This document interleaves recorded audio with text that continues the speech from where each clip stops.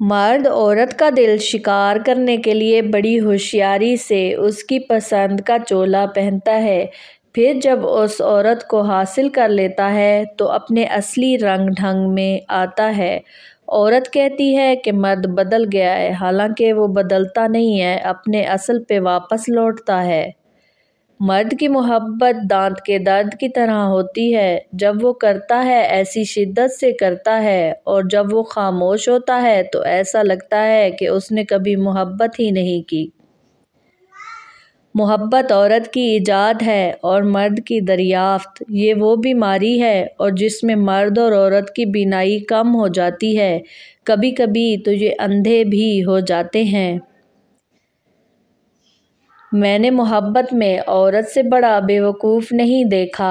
اکثر ایسے لوگوں کو اپنا سمجھ بیٹھتی ہے جو خود اپنے بھی نہیں ہوتے۔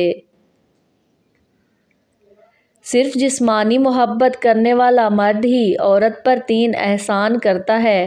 عورت پر پیسے لٹائے گا، اسے گفٹس دے گا تاکہ عورت کے دل کے قریب جا سکے اور اس کے ہر کام میں مدد کرے گا۔